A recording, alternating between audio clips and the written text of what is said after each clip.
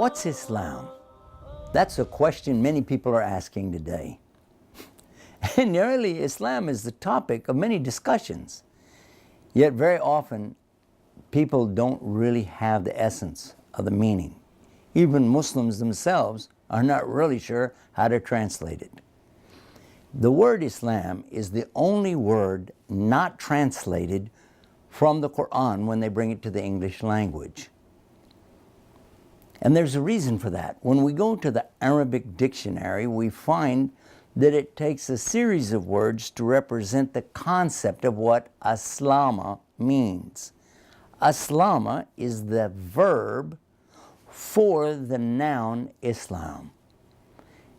It carries a meaning of surrender, submission, obedience, sincerity, and peace. We understand about surrender, to give in, submit, and that's to go along with something, to obey the commandments, and then to be sincere. Now we could stop right there for a moment and think about it. If it requires sincerity, then there's no possible way that it could be forced on anyone. Because if anyone was forced to do anything, then it would no longer be sincerity. Thus, we realize the concept of Islam being spread by a sword or any type of force is impossible, because Islam requires sincerity. Finally, the word peace. This is a peace that the person has in their heart after they have done the other four, meaning that they have surrendered, submitted in obedience and sincerity, and now they're going to be in peace with whatever transpires or comes out of it. There's another word related to it, Muslim. For you and I, we might not think the word Muslim would be related to Islam, but that's because in Arabic you use a prefix, mu, before a verb to denote the one performing the action, whereas in English we use the letters er, as a suffix at the end of the word to represent the one who does the action, like walk, talk, think, And then in Arabic you put mu ahead of it, adhan, mu'adhan, one who calls the prayer. Salli, musalli, the one who prays. Safar, musafir, the one who travels. This helps us to understand that word, Islam. But what does Islam imply? We talked about the meaning, the etymology of the word, but what does it really imply, and what is it about? What does Islam have to do with Allah? Is Allah God? Is there a purpose behind all of this? Who is this God? Who's the Ilah? And in fact, in Islam, the most important subject is Allah. Allah does not exactly translate into the word God. And that's because the word God in English only has one form, God. Whereas in Arabic, the word Allah comes from Ilah. And Ilah is anything worshipped. Anything can be a god, a rock, a stick, a stone, a bone, things made with the hand, things that you could put out on a shelf or carry along with you and worship. Could be the stars, the moon, the universe, whatever a person worships, that's their Ilah. Even their position in life, who they are, their degrees, their job, their wealth, their position as a human being. All of these things are ilaha, gods. But in English, you don't have a proper noun for the one and only God. So what they do is take the word God and make a big G out of it and say this is the proper noun. Whereas in Arabic, you can take ilah and then you have Allah, and it doesn't just mean the God, because that would be al-ilah. But Allah is the actual name of the one and only God.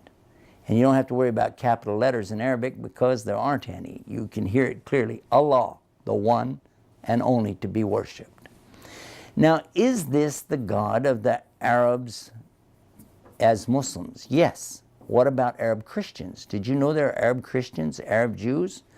They use the exact same word. In fact, In the Arabic Bible, which by the way is much older than the English Bible, you find the word Allah on page 1 of Genesis 17 times. That's right. And in the New Testament, you will find it very easily in almost any hotel or motel you go to, because when you pull open the little drawer by the bed, you'll notice that there's a book in there, the Bible. You turn a few pages, you'll see examples of the translations of the Bible into different languages. And the second language is Arabic. And the phrase is taken from John 3:16, for God so loved the world. And the word for God there is used is Allah.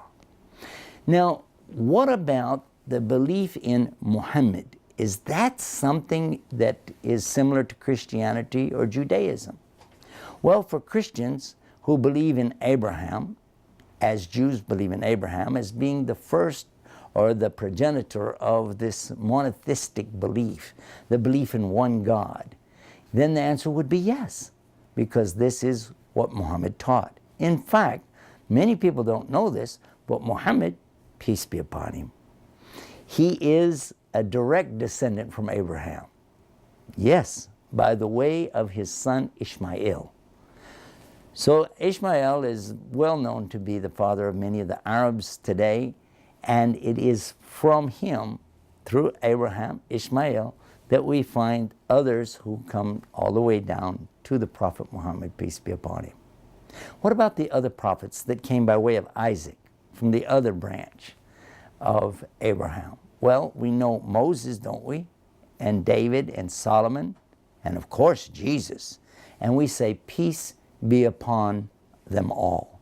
This is very important for Muslims to always say that. Peace be upon them. What was it that Abraham, Moses, David, Solomon, and Jesus had in common with Muhammad? Peace be upon all of them. Do you know what it was? It was the message that they brought to their people. Abraham taught the people to worship God directly and not be involved in false worship or pagan worship. Moses, my gosh, that's very clear, isn't it? When we look to the 10 Commandments, we find immediately the very first commandment is that you shall not have any other worship except for the one God. Thou shalt not have any other gods beside me, is the way God ordered Moses to write it down, isn't it?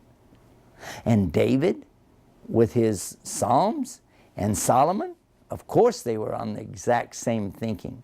Their beliefs were not just similar, they were identical. And then Jesus, peace be upon him. Many people will tell you that Jesus says this or he said that, but when we look to the Bible, you know what we find?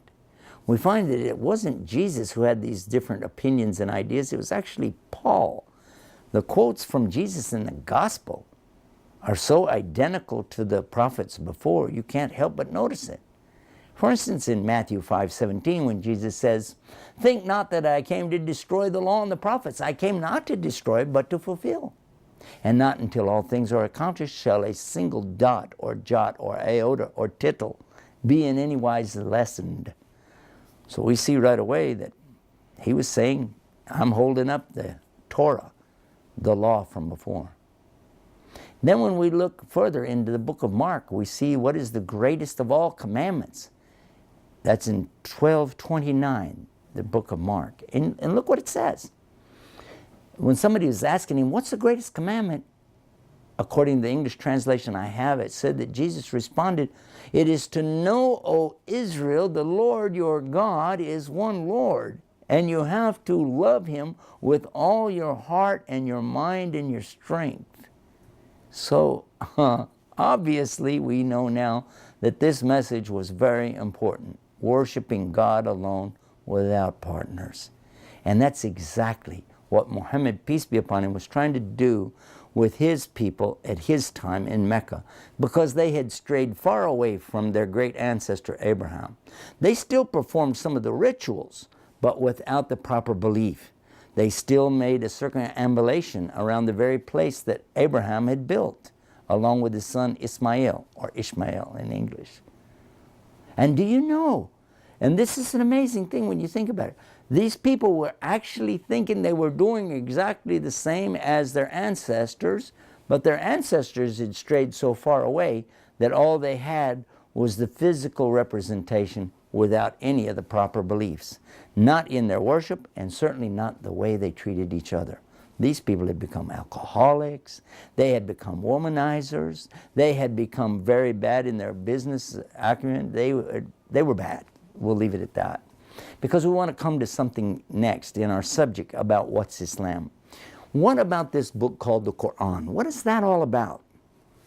In the very beginning of the Quran itself, it demands that the believers who believe in the Quran must also believe in the previous revelation, to believe in what is sent to Muhammad, peace be upon him, and what was sent before. And then the Quran goes on to tell us about the Torah, the Zabur, and the Injil. Torah is the law or the Old Testament. The Zabur, this is the Psalms. You know about the Psalms. And the Injil, this means the Gospel, the New Testament. So whoever would not believe that God was the originator of those, that God is the one who sent those down, if they wouldn't believe that, then their belief in the Quran by itself is not enough, because the Quran says that, to believe in what was sent down before. And what does Quran exactly mean in simple English? Well, it doesn't mean book. The word Bible literally means book, biblios, from Greek. But the word Quran is Arabic, and it means recitation, that which is being recited. And that is how the Quran comes to us today. Because did you know that the Prophet Muhammad, he used to recite it just as he heard it. He heard it from the angel Gabriel, the way that it was to be recited to him, and that he was to pass it on. Now I'm going to take a little break right here, and we're going to come right back and pick up where we left off, talking about these books. Stay right there. We'll be right back. Oh!